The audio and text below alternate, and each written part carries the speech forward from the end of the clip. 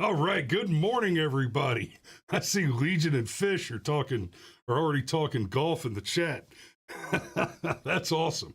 All right, so we're going to talk about one of my favorite topics this morning: the deep state. Bah! Let's do this.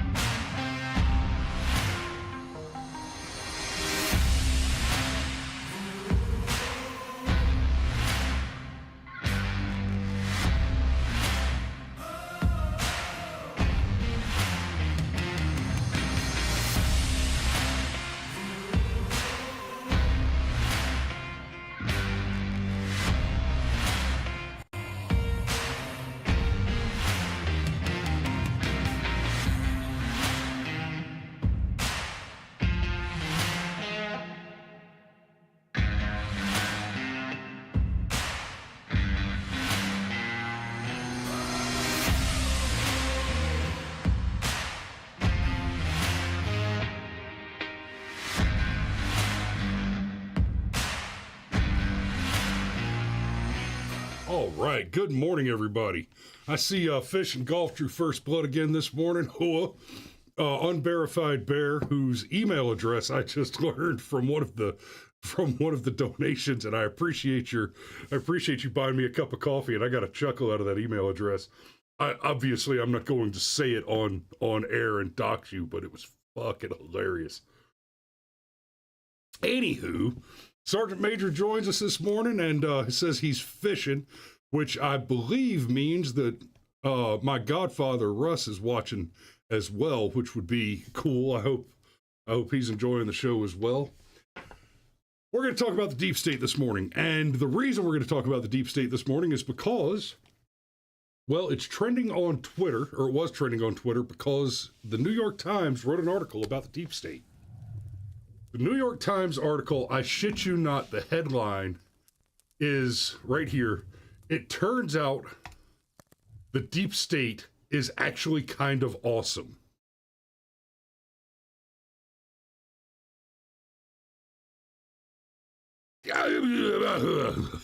Yes, that's what they said. It turns out the deep state is actually kind of awesome. Let me just refer you back to this article from 2017, also from the New York Times. What happens when you fight a deep state that doesn't exist?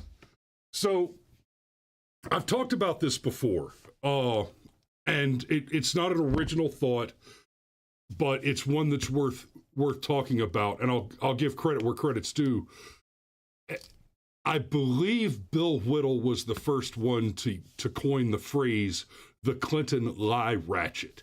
And so he was talking about a phenomenon that recurs a lot within the press generally. But according to his claim, the tactic originated with the Clinton campaign. I might take some issue with that. I think it was used. It wasn't used as often or as frequently before the Clintons, but I think it was used before them. But the specific example that Bill Whittle uses in describing the Clinton lie ratchet, the way it works is whatever they claimed didn't happen. Oh, okay, evidence comes out, proves that the thing happened. Okay, so it happened, but you don't understand what happened. You don't actually understand the context. Oh, no. Here's all the evidence.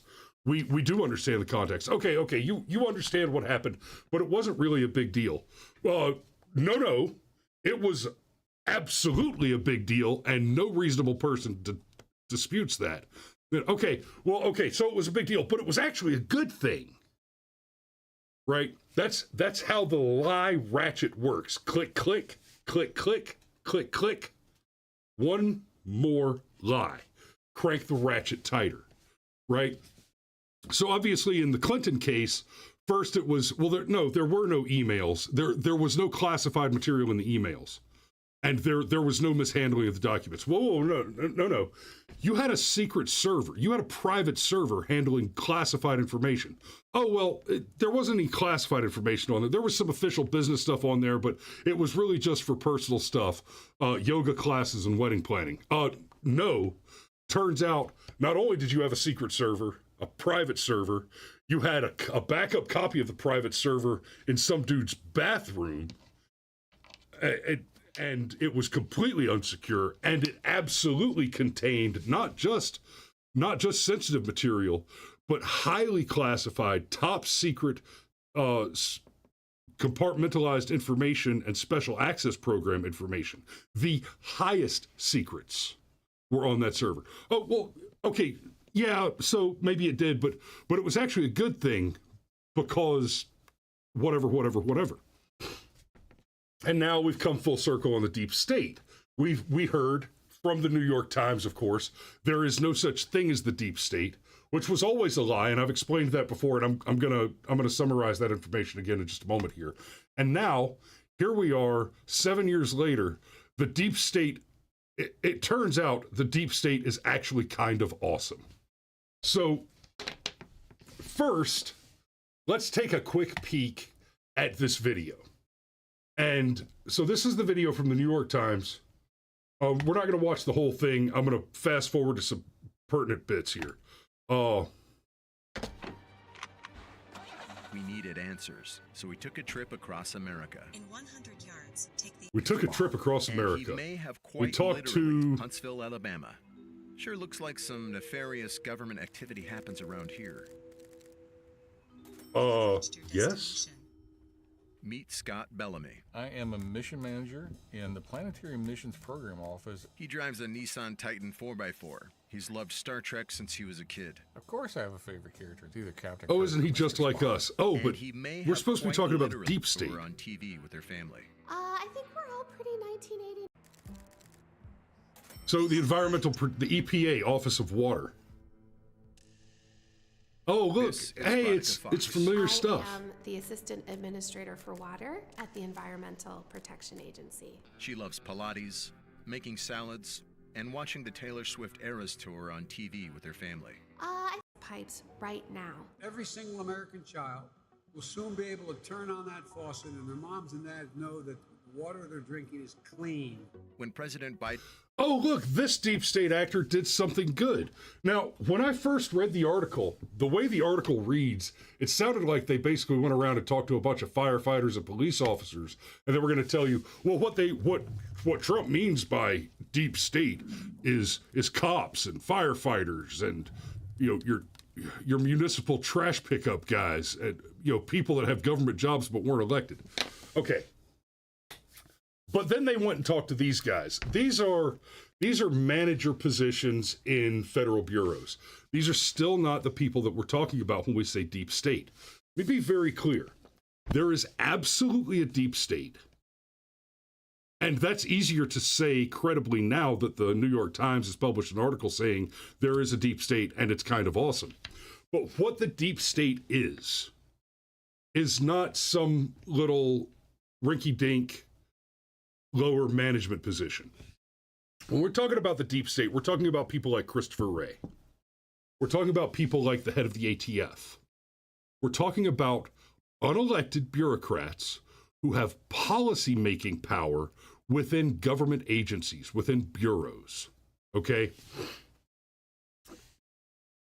This is important because these people make policy decisions within federal bureaus, and those policy decisions are treated as if they have the weight of law. This is not dissimilar to the problem of executive orders. We saw this with Barack Obama. We saw it to a lesser extent with President Trump, and we've seen it to an extraordinary degree with President Biden. Policy is not law. That's very important. Executive orders from the president, for example, those orders can tell individual agencies over which he has direct authority how they are to conduct themselves, right? What is your budget? What is your personnel distribution, et cetera, et cetera. Similarly, however, we recently saw things like the pistol brace fiasco, where the ATF, by matter of policy, attempted to redefine the pistol brace as a particular type of firearm in order to effect enforcement actions without the intervention and involvement of the legislature. And therein lies the real problem with the deep state actors, is they write policy which does not have the effect of policy, but rather has the effect of law. The distinction may seem pedantic, but it's not. It's a very important distinction. Policy, right? Let's take a public library and a First Amendment auditor, for example. A public library is a government entity. Let's say the public library issues a policy that says no filming in the library. Here's the problem. That policy can have authority over the employees, the people who work in the library. That is the conduct of the employees. This is the standard of professional conduct that we expect, and that's how that's going to work. However, the library itself is a public forum, a traditional public forum, which means that citizens not affiliated with the library have the right to use that forum for free speech. Now, there are what are called reasonable time and manner restrictions, but a library is a traditional public forum. So a reasonable time and manner restriction on the expression of First Amendment protected activity like free speech or filming, which is press, has to apply to everyone equally and has to adhere to a narrow definition. So for the library to say you can't film inside the library outside of business hours comports with the law. But for the library to say we can tell you how to act outside of saying that you cannot commit crimes does not comport with the law. Right? That's a very narrow example. That's a very tailored and specific example. But then you go and look at situations where the EPA makes a determination under policy that there is a protected wildlife species on your property, and for that reason, they get to come in and tell you on your private property how you are allowed to form the land, what plants you're allowed to plant, what water you're allowed to use, whether or not you're allowed to have access to water, etc. We've seen gunfights over that shit in the last 10 years. So the ATF situation, they wrote a policy to change the definition of the pistol brace to make it a firearm after they had already determined that that was not the case, leaving millions of Americans to purchase that article, to purchase that accessory for their firearms legally, and then decided we're going to change our policy without any interaction with the legislature so that the law changes. So these deep state actors, that's exactly the problem, is they have the authority to write policy, but they have mutated and perverted that authority into the ability to draft legislation without the involvement of the Congress at all. That's what deep state actors are. So they give us these three examples, a woman from the Labor Authority, a woman from the EPA and the Water Office, and a man from the space program. And they tell us, look at the good work these guys have done. The labor lady, she's involved in preventing criminal aliens from, they say undocumented workers. She's involved in preventing undocumented workers from working illegally. Yeah. I bet she is. Does she write that policy? Does she determine what the law is? No. They did not speak to deep state actors. Like I said, what it means to be in the deep state is an unelected bureaucrat who has policy-making authority, and that policy-making authority has been perverted and corrupted into something akin to with having the effect of law. Policy can affect the members of your organization. Law can affect all citizens. So the several hundred or even thousand, ATF, we're talking thousands, FBI, we're talking thousands of people affected by your policy, right? By the policy written by a single individual. A person has the authority to write that policy. Okay, and that can affect thousands of people. But if your policy has an effect on 360 million American citizens, or whatever the population is we're up to, I think we're at 360, 370 now, somewhere in that neighborhood, then that's law. Right? It is one thing to say that, say I got a job with the ATF, I'm an ATF agent now. And it's one thing to say that I have voluntarily entered into an agreement whereby I have agreed to abide by the policy of my employer. Okay. I have chosen voluntarily to be subjected to that policy. But as a citizen, I never voluntarily agreed to be affected by your policy. And I never had an opportunity to vote for or against it. It literally amounts to taxation without representation. It is that simple. Wow. Sergeant Major just said I would be disowned. Jesus. And that's why I love my people. I can reliably count on being disinherited if I were ever to go to work for the ATF. No worries, old man. I think we're safe.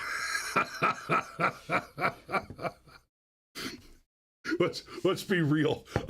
I'm on the right watch lists. The ATF wouldn't hire me even if I was willing to accept the job. Oh, no room in the ATF for people who believe in firearms. Woo! That's I gotta give you one for that. Oh, that was interesting. My that seemed too quiet. I don't know if I'm having a bad ear day or if there's something wrong with my connection here. Anyway, I'm sure you guys got the effect, the badge and the sound effect. So, what the New York Times has done here is essentially endorsed government corruption. Yeah. Let's all be surprised, but that is it. They say, well, okay, so let me go back here. This is the old article. What happens when you fight a deep state that doesn't exist? The Trump administration in its fight against the deep state could risk exacerbating the very problems it has penned on shadowy bureaucratic forces, leaking internal conflict and the politicization of institutions like intelligence agencies.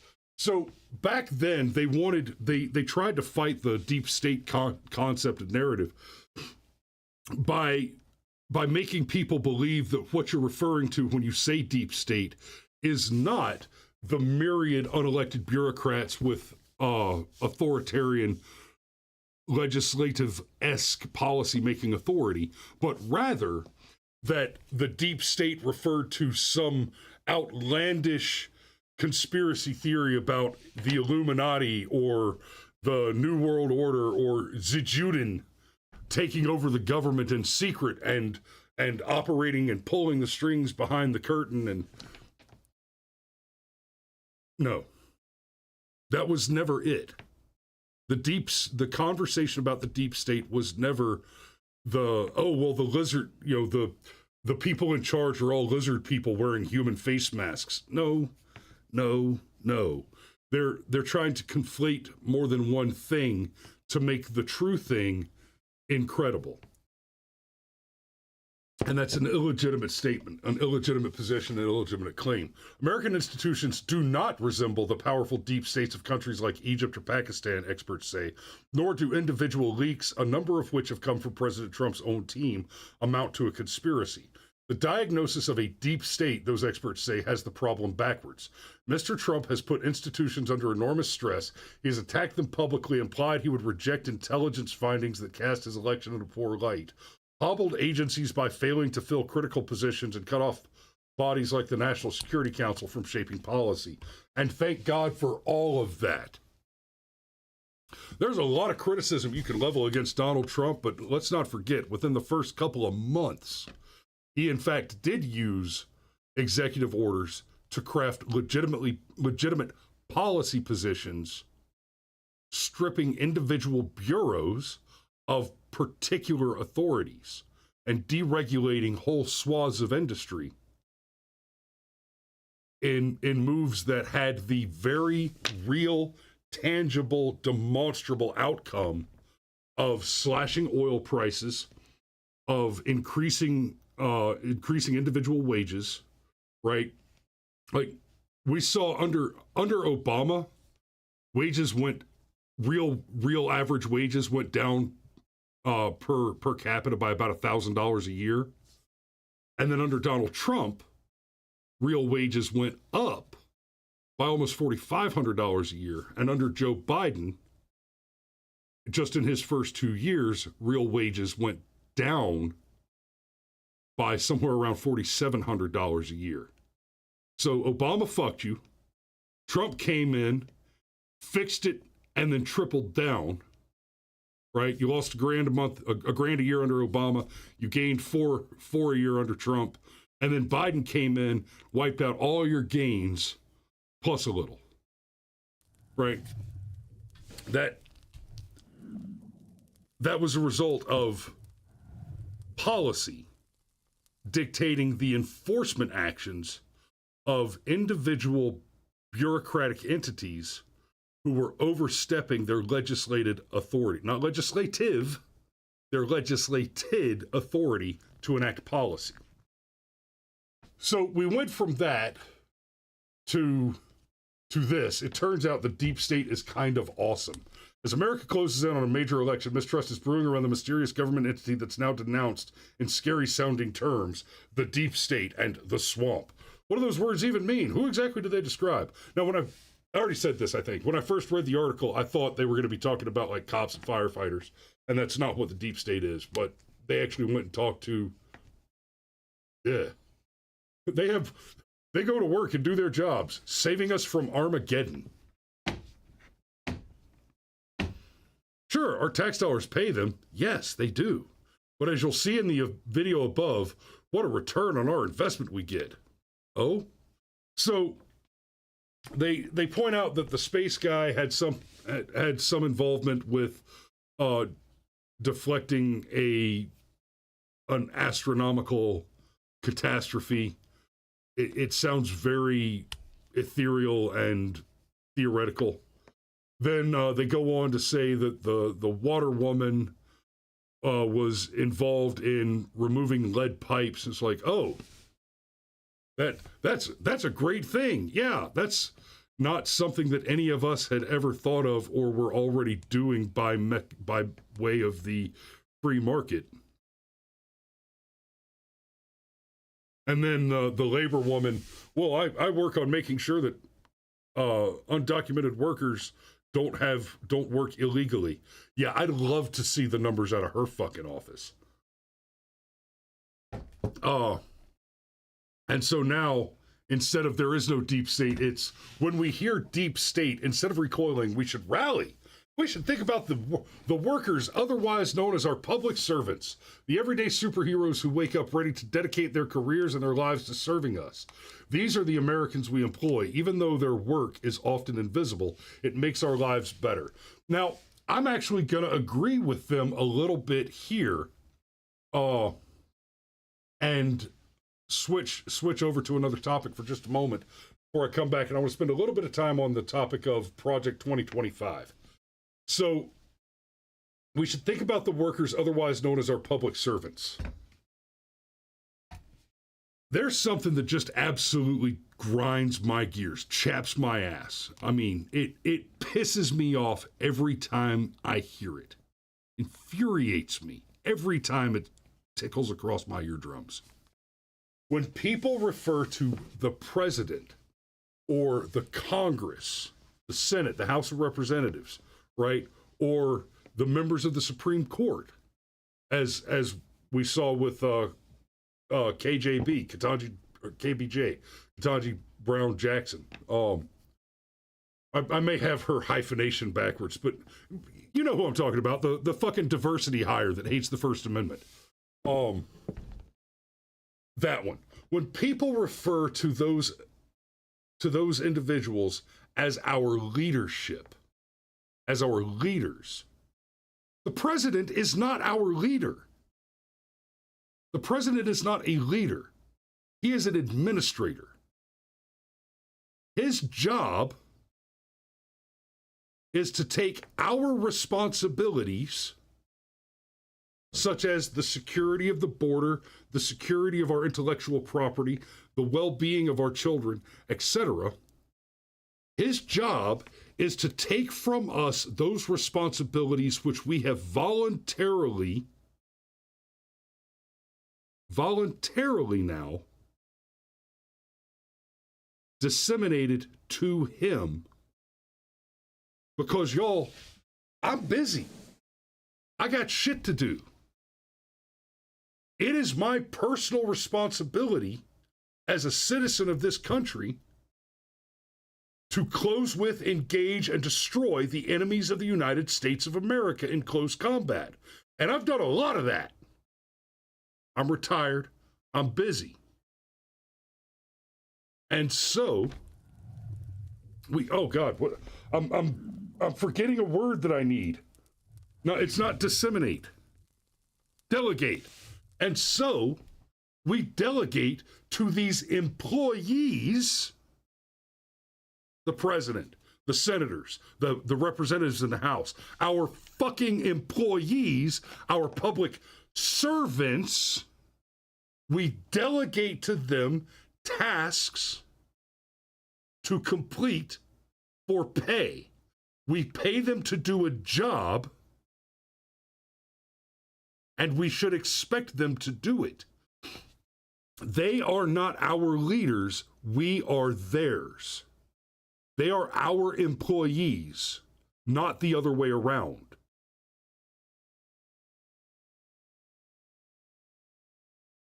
If I had my way, we would abolish all taxation, and all government fundraising would be done at the ballot box. Right? You donate to campaigns, right? And then at the ballot box, you pay for your vote. And that's all the money. There is no other money. So there's nothing for the UN unless a bunch of people get together and say, hey, I want to give money to the UN. There's nothing for Ukraine unless a bunch of people get together and voluntarily say, hey, we all want to write big checks to the Ukraine. There's roads don't get fixed unless people get pissed off about having shitty roads, and then they come together and say, hey, we want to write a check for the shitty roads. Instead of this bullshit we have now, where men with guns come around and say, hey, we want to study the sexual activity of transgender monkeys on an island off the coast of Georgia. Not a hyperbole, by the way. And so we're going to take your money from you at gunpoint so we can go spend $150 million on simian trannies. And oh, by the way, You're locked out. They are not leaders. They are servants. They are employees. And they're not that bright, right? We're not hiring these people and delegating to them neuroscience, astrophysics, deep machine learning, artificial general intelligence. We're not hiring these people to do that. We're hiring these people to notice potholes and get somebody, because these people aren't competent to fix a pothole. They don't understand cleaning the pothole out, preparing the surface, applying crush and run, packing, and a cold patch, right? No. We expect them to notice the problem and then hire an expert, hire a competent person to do it. Because I don't have time to walk around downtown Atlanta with a can of orange spray paint and mark every pothole. I hired a shithead politician who's not good for any fucking thing else because he's a shithead politician to do that job. And I do need somebody to do that job. That's what I hired him for. I didn't hire him to tell me,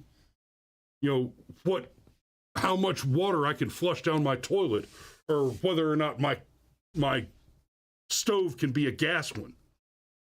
I didn't do that. We even refer to them as delegates in the appropriate contexts.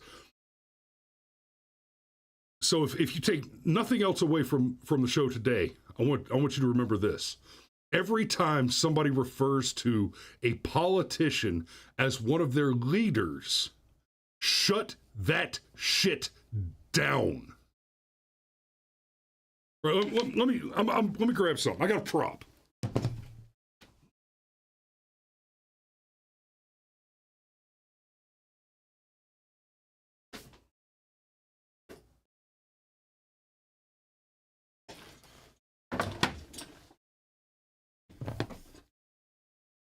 What does it look like when, wow,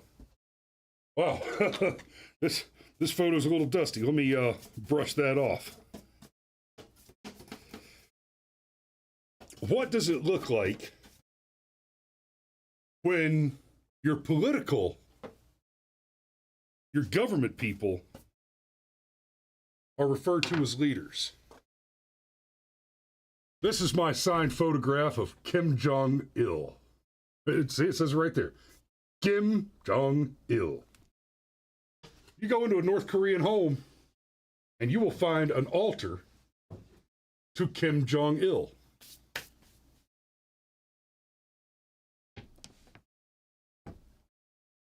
Kim Il-sung, Kim Jong-il's father, was designated president for eternity in North Korea. And so Kim Jong-il could not be the president in North Korea. Unverified Bear says the glorious leader. No, Kim Il-sung was called the great leader. Kim Jong-il is the dear leader, and his son Kim Il-sung, who's the current ruler, is referred to as the brilliant comrade. Because Kim Sung-un, I'm sorry, the current one is Kim Sung-un. Mario says that cost you 5 years of the camp. And Here to Lurk says, Jibung Hangooks are the best Hangooks. You cannot change my mind. Well, I'm a big fan of the Jibung Hangooks too. So Kim Il-sung was the great leader, Kim Jong-il, the dear leader, and Kim Il-sung, the current one, is the brilliant comrade. Kim Il-sung, Kim Il-sung, the first one, was designated president for eternity, and so Kim Jong-il had to be the eternal commander of the armed forces, right? He wasn't actually the president legally in North Korea. He was the military commander, and his father, even though he was dead, continued to be the president legally.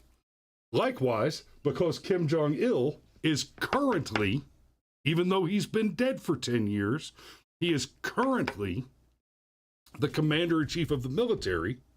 His son, who is the highest political office in North Korea, is the leader of the Labor Party.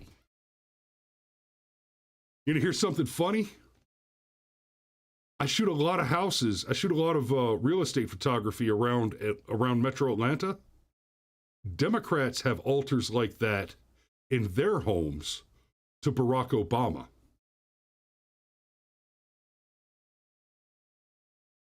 Full wall murals, tables with candles and photographs set in corners, like a little chapel to Obama. That's a thing today.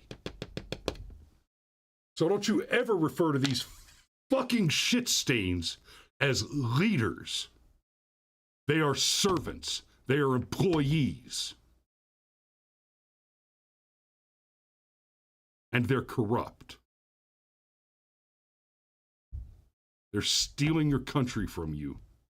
And I want you to remember that come November. I have to go ahead and put a pin in it there because I have a Zoom meeting in 8 minutes.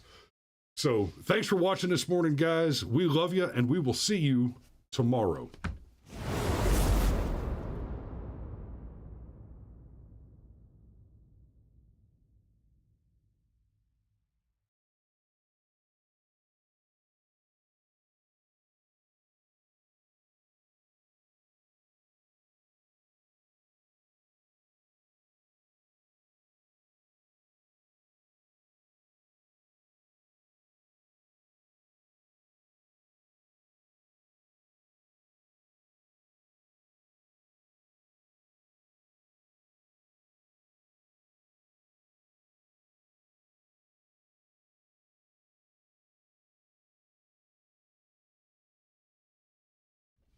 Okay. I was just about to end the stream, and then I saw Legion's comment here. In 100 years, without regime change, the Pookie leader will be titled Supreme Custodian of the Revolution. That is a top comment. And when Mario says Pookie there, the Korean word for North Korea is Bukhan. Actually, it's Bukhan Hangu, Jui, Juju, Bui, but it's Bukhan. So, yeah. Y'all be safe, guys. We love you. See you tomorrow.